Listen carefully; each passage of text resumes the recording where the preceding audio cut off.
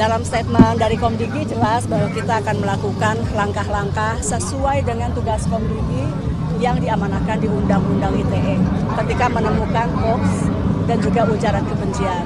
Apa langkah-langkah dan kewenangan Komdigi, teman-teman bisa cek sendiri ya. Jadi salah satunya adalah melakukan take down. Jadi melakukan take down itu adalah juga bagian dari proses langkah hukum yang memang menjadi kewenangan Komdigi. Ada kepincangan logika dari respon Komdigi terhadap video Pak Amin Rais tentang Seskap tadi. Yang pertama, Menteri Komdigi di dalam pernyataan resminya mengatakan bahwa isi video tersebut adalah hoax, fitnah, serta mengandung ujaran kebencian. Kemudian, Ibu Menteri mengatakan narasi yang dibangun merupakan upaya merendahkan martabat pimpinan tertinggi negara, tidak memiliki dasar fakta, serta bagian upaya provokasi untuk menciptakan kegaduhan publik.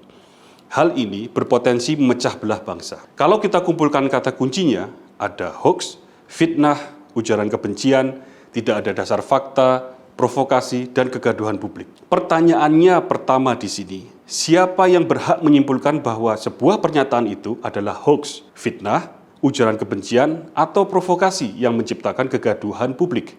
Kemudian, siapa yang berhak mengatakan bahwa sesuatu itu fakta atau bukan fakta? Apakah menteri sendiri atau kementerian, dan apa dasar atau referensinya? Kita bayangkan betapa besarnya kemungkinan kita terjebak dalam subjektivitas dan kesimpulan yang relatif di sini. Jika kebenaran dan fakta di dalam ruang digital itu didefinisikan oleh satu orang saja atau oleh satu kementerian saja tanpa melalui proses pembuktian, validasi, atau kajian dari berbagai aspek yang relevan, termasuk mekanisme hukum jika diperlukan. Kalau landasan keputusan di sini rapuh dan tidak kuat, maka pernyataan Ibu Menteri bahwa video Pak Amin tersebut adalah hoax, fitnah, serta mengandung ujaran kebencian dan provokasi yang menciptakan kegaduhan publik adalah kesimpulan yang terlampau mentah dan lemah untuk dijadikan pegangan, karena tidak melalui proses validasi yang legitimate dan yang seharusnya, seperti dikaji secara ilmiah. Dalam bahasa singkatnya, menjadikan sebuah dugaan sebagai sebuah kesimpulan.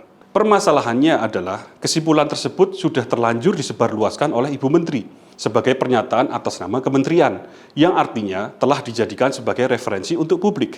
Kalau demikian, apa tidak yang dilakukan oleh Ibu Menteri itu sendiri merupakan sebuah hoax, fitnah, ujaran kebencian terhadap Pak Amin, serta provokasi yang menciptakan kegaduhan publik? Yang kedua, Komdigi memutus akses atau men-take down video Pak Amin Rais. Menurut saya, langkah ini merupakan blunder kuadrat karena mengambil tindakan berdasarkan dugaan atau kesimpulan yang prematur tadi, yang belum divalidasi kebenarannya. Sensor seperti ini saya khawatirkan adalah bahasa tubuh pemerintah yang anti kritik dan enggan berdialog dengan cara buru-buru mengambil tindakan. Ini sama seperti membawa Indonesia ke masa lalu sebelum reformasi 98, di mana kebebasan berpendapat bukan dianggap sebagai hak, tapi sebagai ancaman. Apakah Komdigi sadar akan dampak take down video tersebut? Mengapa Komdigi tidak fokus saja memberantas pornografi dan judul yang jelas-jelas berkeliaran di sana-sini dan masih begitu mudah diakses? Saya yakin Komdigi tahu persis lalu lintas kehidupan digital kita dan berbagai ancaman nyata di dalamnya.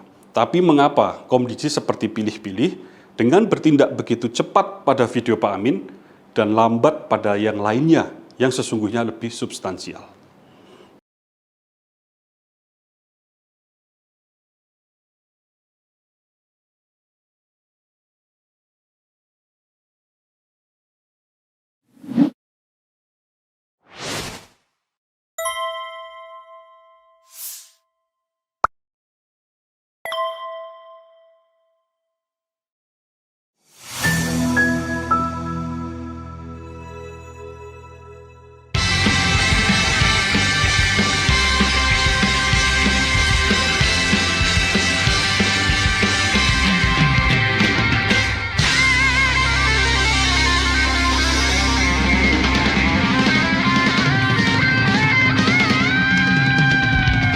Selanjutnya, saya sebagai Menteri HAM meminta Amin Rais minta maaf.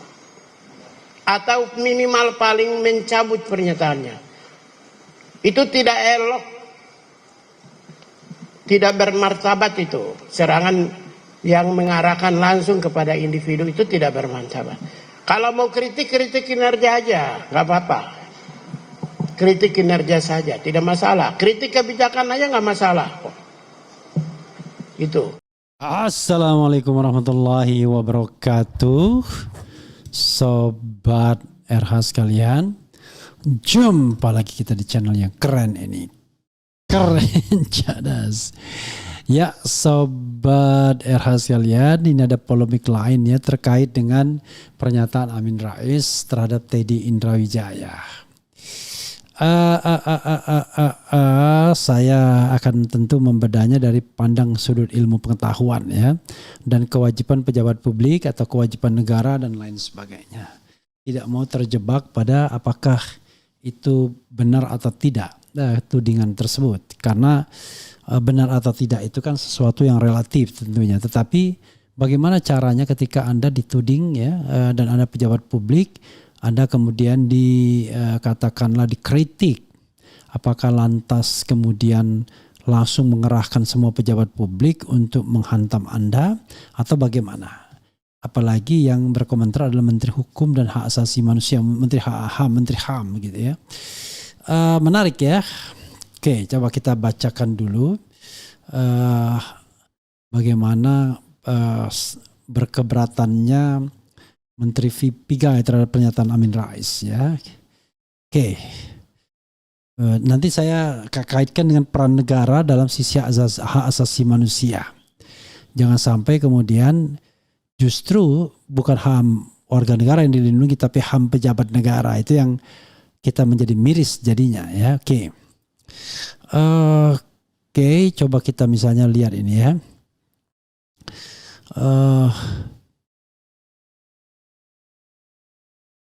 Ini ya.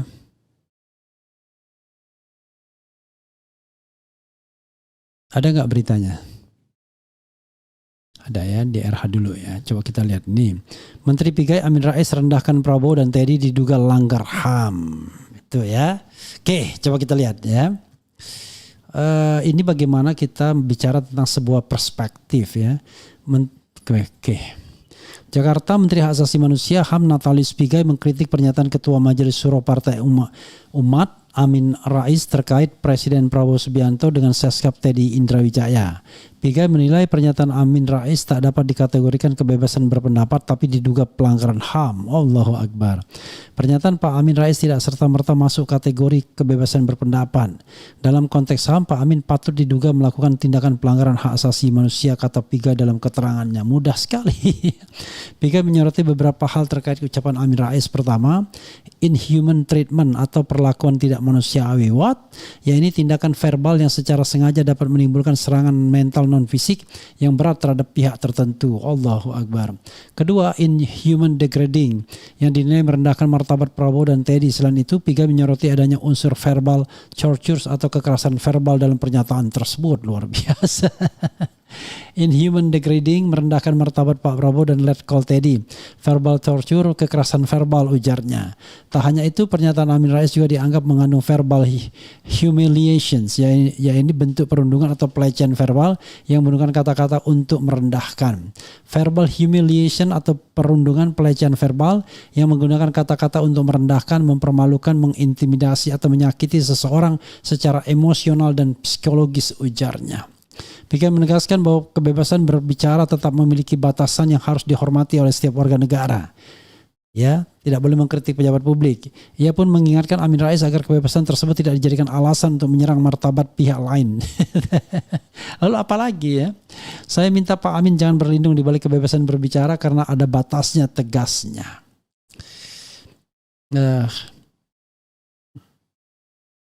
Apalagi ya? Publik dihebohkan dengan video yang diunggah Amin Rais di kanal YouTube-nya terkait Prabowo dengan Teddy Indrawijaya.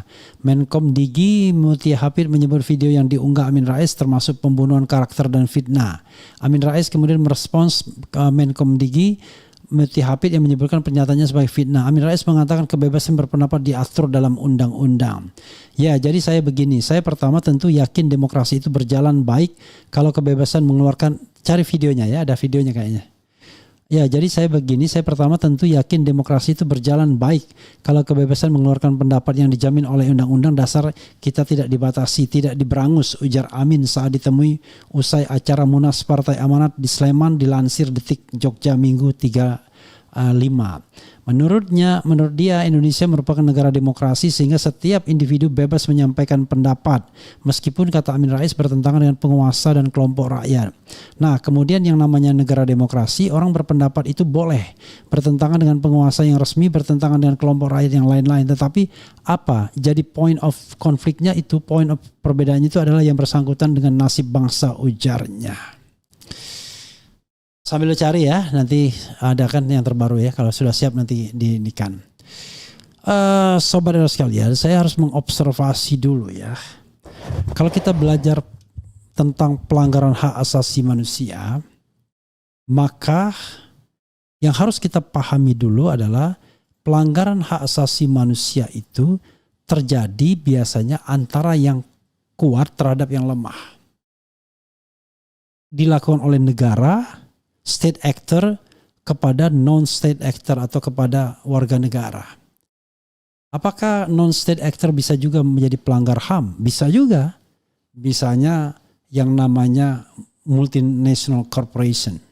Bisa melanggar HAM. Intinya pelanggaran hak asasi manusia itu dilakukan oleh orang yang secara teoritis memiliki kekuasaan yang lebih. Kekuasaan yang lebih kuat sehingga dia mampu melakukan merepresi orang yang lebih lemah. Kalau misalnya perspektif ini dibawa kepada warga negara melanggar HAM pejabat negara, saya kok agak aneh mendengarnya. Apalagi disampaikan oleh Menteri Hak Asasi Manusia. Karena hak asasi manusia itu pastilah superior terhadap yang inferior. Tidak ada yang inferior kepada yang superior. Kalau inferior kepada superior itu namanya kritik, masukan. Yang konsekuensinya kalau yang superior itu tidak suka, maka dia bisa dipenjarakan bahkan, bisa diproses dan lain sebagainya. Jadi dalam konteks hubungan antara state civil society, antara superior dan inferior, antara multinational corporation dengan rakyat kebanyakan, atau bahkan misalnya rakyat atau suku tertentu misalnya, kita tidak bisa mengatakan bahwa pelanggaran HAM itu dilakukan oleh yang inferior.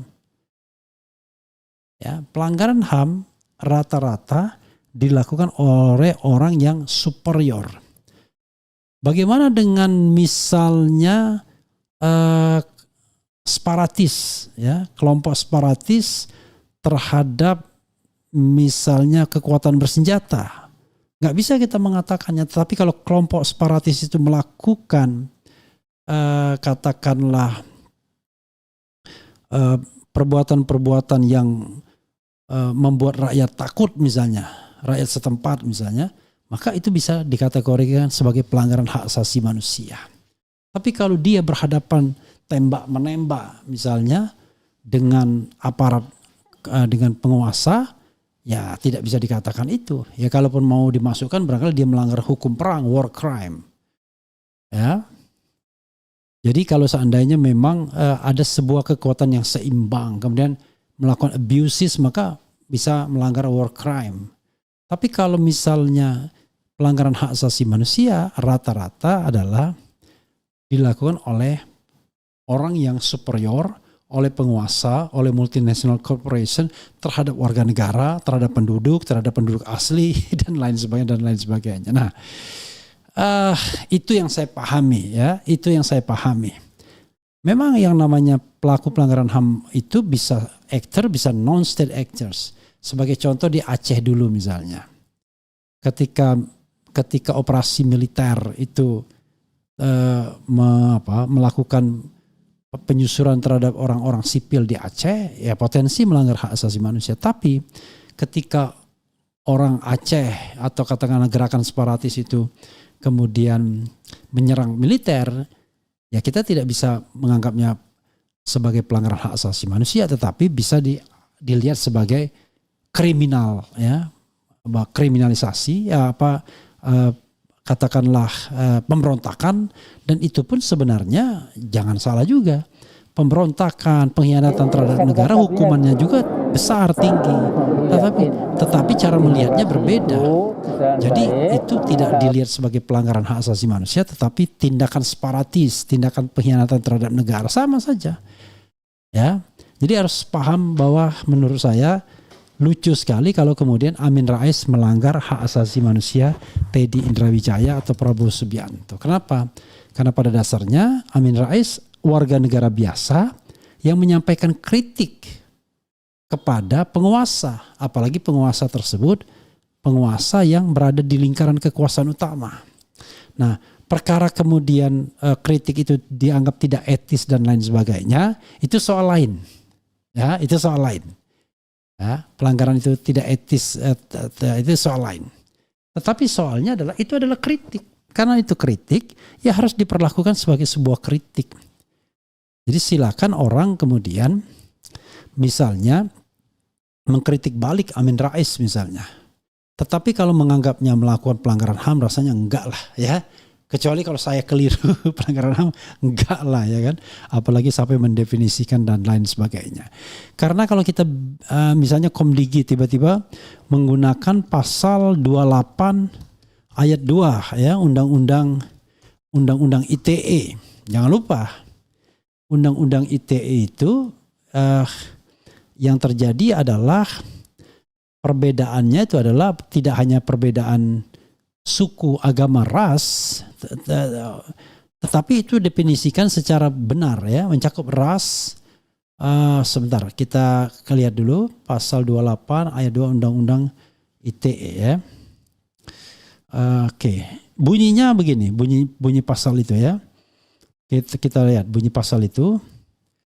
Nah ini, setiap orang dengan sengaja dan tanpa hak mendistribusikan dan atau mentransmisikan informasi elektronik dan atau dokumen elektronik yang sifatnya menghasut, mengajak atau memengaruhi orang lain sehingga menimbulkan rasa kebencian atau permusuhan terhadap individu dan atau kelompok masyarakat tertentu berdasarkan ras, bukan ya kan, kebangsaan, bukan ya, permusuhan etnis, bukan, warna kulit, bukan, agama, bukan, kepercayaan, bukan, jenis kelamin, bukan, disabilitas mental, bukan, atau disabilitas fisik, bukan. Jadi hukum Indonesia belum mewadahi soal misalnya ya, misal orientasi seksual sebagai sesuatu yang harus dilindungi.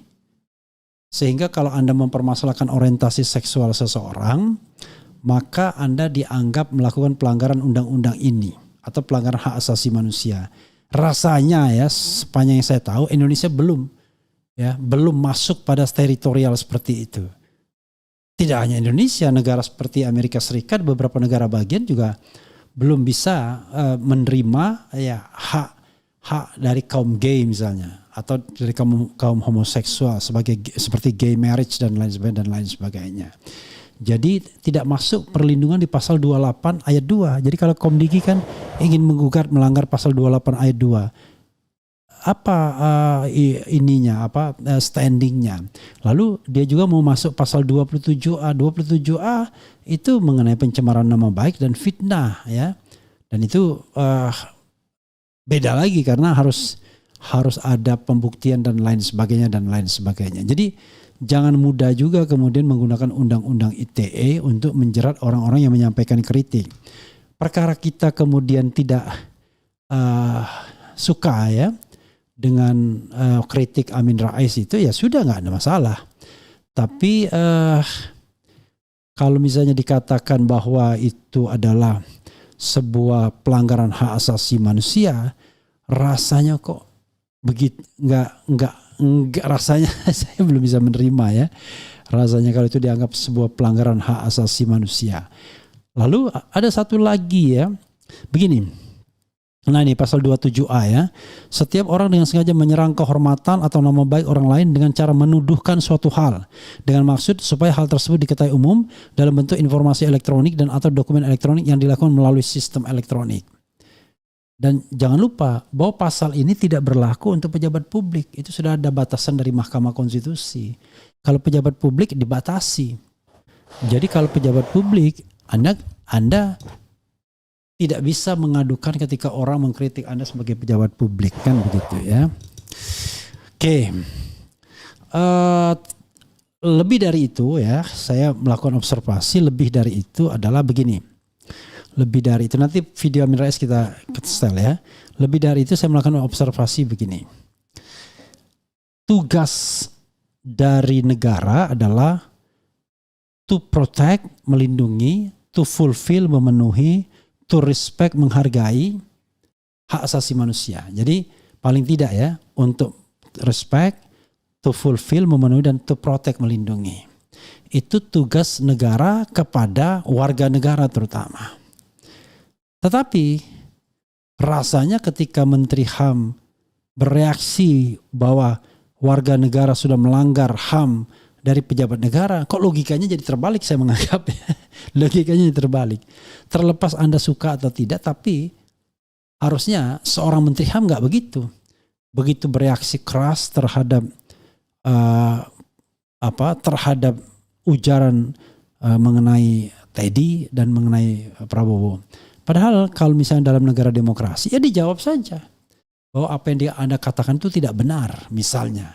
Bahkan Teddy kan sudah mengatakan tidak semua hal perlu ditanggapi. Ya kan? Jadi sudah, tapi kenapa orang lain kemudian tiba-tiba sibuk mempolisikan dan lain sebagainya dan lain sebagainya. Nah ini yang saya anggap lama-lama negara kita negara tukang lapor. Apa-apa dilaporkan. Dan gejala ini adalah ya warisan dari pemerintahan Jokowi. Bagaimana kemudian kelompok-kelompok sipil ya itu justru menghantam kelompok sipil lainnya. Baik secara diorkestrasi maupun ya sekadar mencari panggung atau perhatian saja dari negara. Nah ini menurut saya yang Presiden Prabowo yang harus hati-hati. Karena ketika misalnya ada kritik dari warga negara dan tiba-tiba ada orang yang mengaku relawan, mengaku pencinta, mengaku ini kemudian melaporkan kepada pihak ke polisi misalnya, maka sesungguhnya demokrasi kita sedang dirusak. Demokrasi itu dialektika. Kalau memang tidak benar, ya jawab tidak benar itu. Kok dilaporkan polisi oleh pihak yang tidak ada kaitannya. Karena yang berhak menjawab ini adalah Teddy, ya baik langsung maupun melalui juru bicaranya dan tidak perlu menyewa lawyer karena ini ini adalah soal bagaimana jawab antara warga negara dan pejabat publik. Atau Prabowo sendiri sebagai presiden dia punya spokesperson, punya kodari untuk menjawab semua ini. Jadi ada dialektika lalu diserahkan kepada rakyat. Biar rakyat yang kemudian mempercayai, mau percaya Amin Rais atau percaya Letkol Teddy atau percaya Presiden Prabowo. Dikembalikan. Jadi kita adu integritas jadinya. Tapi kalau misalnya atas pernyataannya Amin Rais dilaporkan ke polisi, ya itu namanya ruang demokrasi jadi nggak karu-karuan. Masa hal-hal yang baik diterima, hal yang miring nggak diterima, ya kan? Apalagi itu sudah menjadi isu publik. Kalau anda paham kan itu menjadi isu publik. Bedanya adalah kita nggak berani ngomong, Amin Rais yang ngomongnya. Jadi mereka yang melaporkan pun tahu nih ini sudah menjadi isu publik. Karena itu butuh klarifikasi dan orientasi seksual itu tidak masuk rasanya pada sesuatu yang harus dilindungi dalam pasal 28 A yang mau digunakan itu. Saya terbatas pada 28A ya. Saya tidak bicara tentang hak asasi manusia yang barangkali penuh kontroversi ketika kita bicara tentang perlindungan hak asasi manusia kepada kaum tertentu. Itu hal yang masih kontroversial di dunia ini. Tapi kalau hak atas martabat, oke, tapi martabat seperti apa dulu dan lain sebagainya. Begitu sobat era sekalian ya, sekedar sedikit sharing ya. Saya tahu ini masalah yang memang harus kita observasi secara baik ya. Oke. Coba kita tapi untuk Menteri HAM harus banyak-banyak bicara tentang pembelaan kepada rakyat, bro. Jangan pembelaan kepada penguasa. Kalau begitu buat apa ada Menteri Hak Asasi Manusia? Karena yang potensial melanggar HAM itu adalah penguasa, adalah multinational corporation, adalah swasta yang kuat. Mereka-mereka yang beruang, para konglomerat dan lain sebagainya. Bukan orang-orang yang tidak memiliki kemampuan finansial, tidak memiliki kekuasaan. Tapi kan dia public figure. Iya, karena itulah kemampuan dia hanyalah menyampaikan suara pendapat, tapi dia tidak memiliki instrumen untuk merepresi dan lain sebagainya dan lain sebagainya. Jadi apakah pendapat Amin Rais itu benar dan kemudian akan dipercaya rakyat? Ya itu biarkan pada rakyat yang kemudian menilainya. Apakah itu etis tidak etis? Biar rakyat yang menilainya. Tapi kalau dilaporkan sebagai sebuah tindak pidana, waduh, besok-besok komentar kayak saya ini pun juga bisa diadukan. Bayangkan kan, betapa sedihnya hidup di negara yang ruang gerak sedikit pun lalu diadukan. Di luar negeri ya klarifikasi terhadap pejabat publik itu ya bukan tidak ada, banyak sekali kasus ya. Michelle Obama misalnya yang dikatakan sebagai cowok misalnya, kemudian Presiden Prancis ya yang katanya masalah dengan begitu juga istrinya. Jadi ada hal-hal yang memang sebenarnya ya kita harus berani terbuka untuk mengatakan iya tidak sampai kemudian kita mencapai titik tertentu bahwa kita bisa menerima sebuah fenomena. Kan masyarakat bergerak terus tuh. Saya ingat tuh ada satu podcast misalnya yang mengundang pasangan lesbian. Nggak ada tuh protes dari masyarakat. Itu ditonton oleh banyak orang. Atau misalnya artis-artis tertentu yang mengatakan orientasinya yang memang berbeda. Bahkan ada seorang ilmuwan dari Jawa Timur yang secara terang-terangan mengatakan orientasi seksual dia.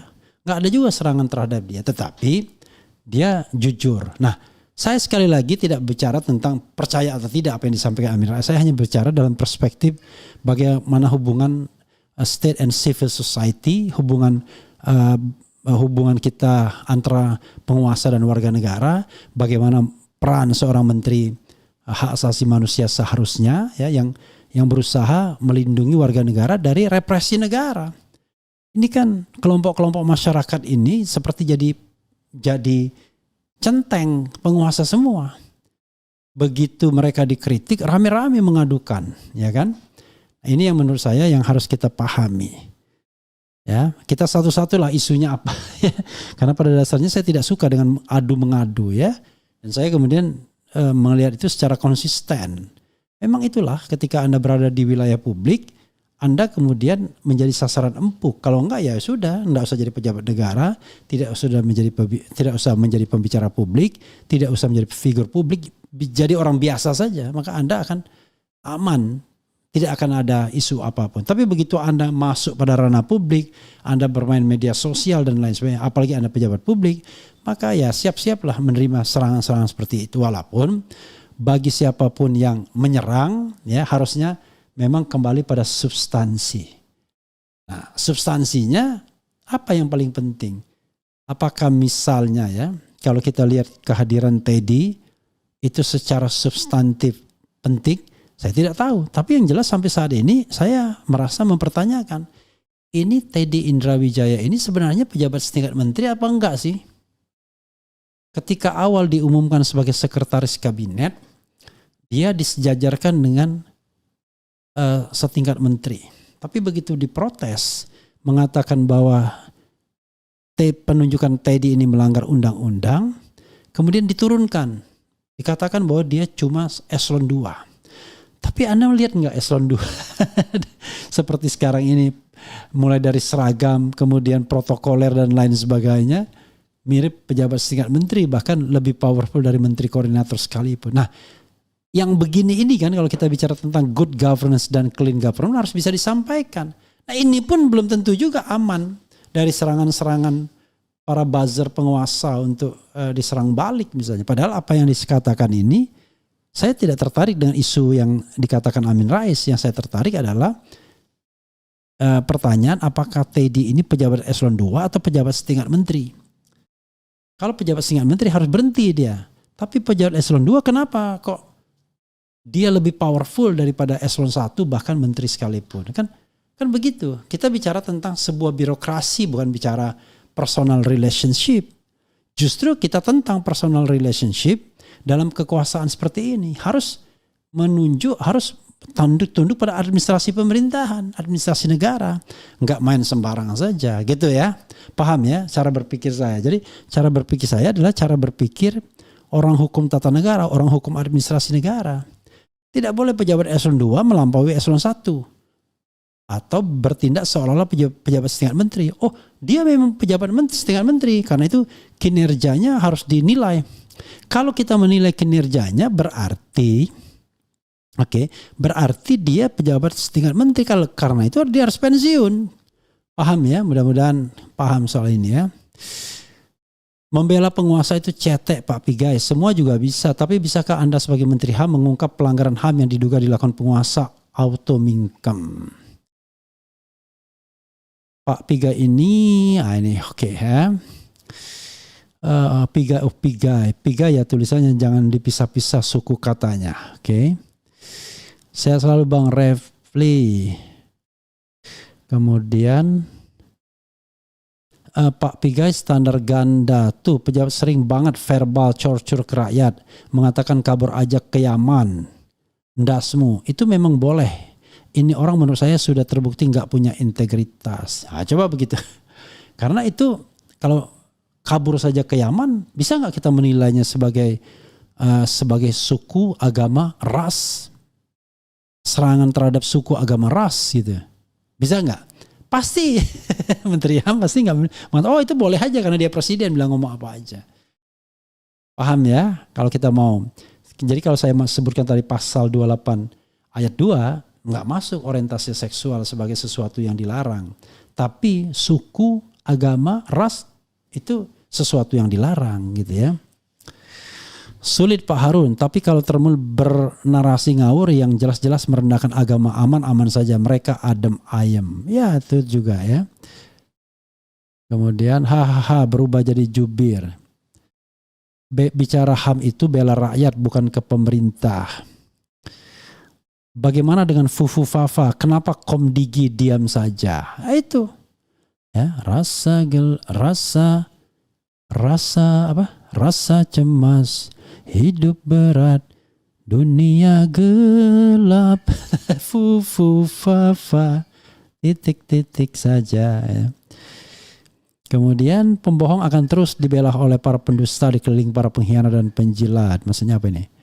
Bang Refli apa kabar? Rasman, mudah-mudahan nanti malam Bang Peri, Bang Rasman, Bang Refli diundang dalam Rakyat Bersuara tentang pengaduan kelompok Ito. Maksudnya apa lagi ini ya?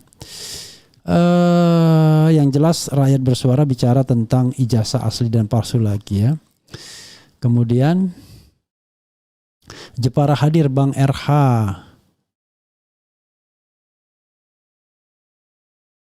Oke. Dan sudah ada yang tahu belum kader PSI ditampol di daerah Cikini? Maksudnya apa? Contoh orang swasta yang melanggar HAM itu seperti oligarki yang merampas tanah rakyat lewat korporasinya. Nah itu benar. Itu yang namanya pelanggaran HAM. Kenapa nggak ribut yang begitu ya? Karena pelanggar HAM itu bisa yang namanya state actor, aktor negara, atau non-state actor, aktor non-negara. Nah aktor non-negara itu yang paling potensial melanggar HAM itu ya para konglomerat. Ya, pengusaha-pengusaha besar, korporasi kan begitu.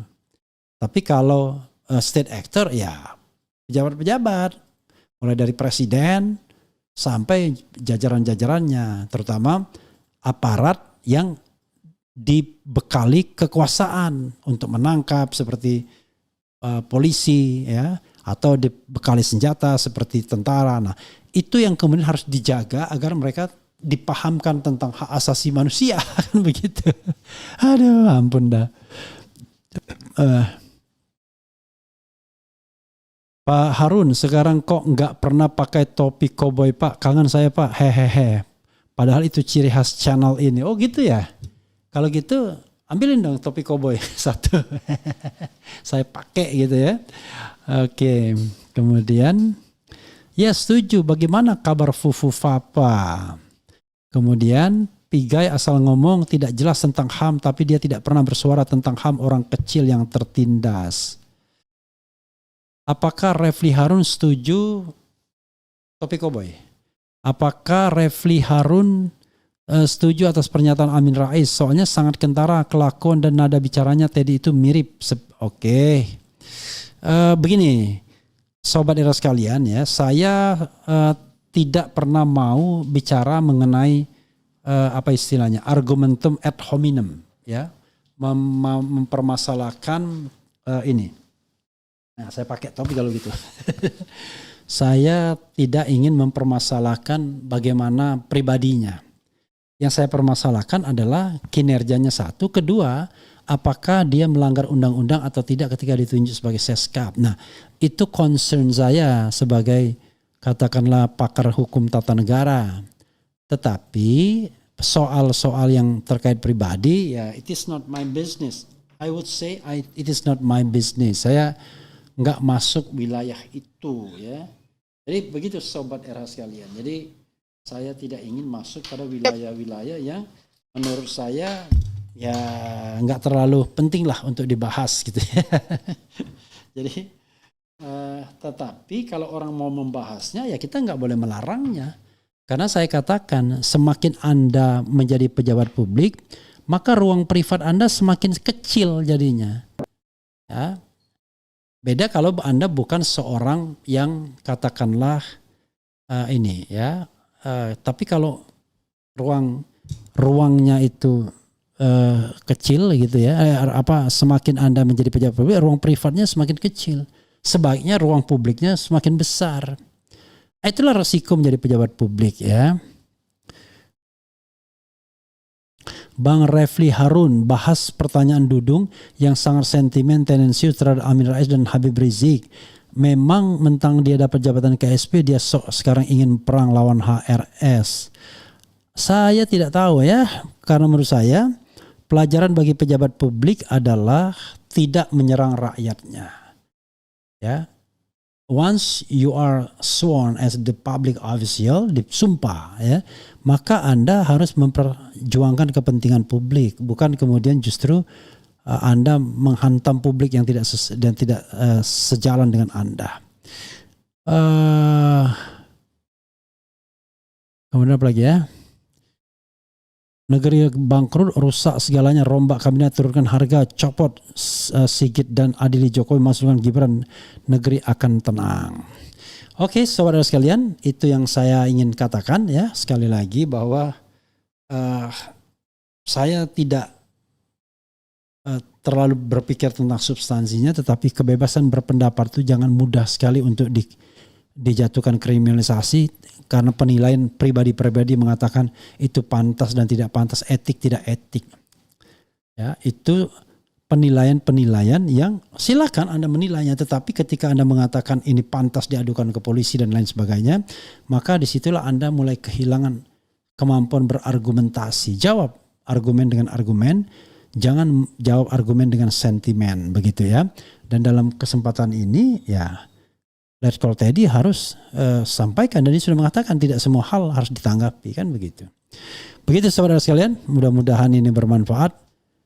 Wassalamualaikum warahmatullahi wabarakatuh. Keren, cerdas, Itu kesalahan baik kalau kebebasan mengungkapkan pendapat yang dijamin Undang-Undang Dasar kita itu tidak dibatasi, tidak diberangus. Jadi ini sesungguhnya kan cuma sekretaris kabinet, ya. Tapi dia seolah menjadi lebih berwibawa, lebih penting dari sekretaris kabinet. Dia bisa memilah-milah tamu mana yang bisa diterima, kemudian tokoh mana yang bisa terima, mana yang tidak. Gitu. Saya tidak menyebut nama, tapi saya punya teman menteri, ya, Menko, ya, yang bilang sama saya, Mas Amin, saya itu kadang-kadang mau ketemu presiden saya itu tidak bisa, karena kata Teddy tidak ada waktu atau belum ada waktu gitu. Padahal Pak Prabowo ada. Saya diberitahu ahli-ahli hukum itu, Komdiki tidak berhak. Ya, jadi yang berhak itu si Teddy, nah itu baru akan dibawa ke pengadilan.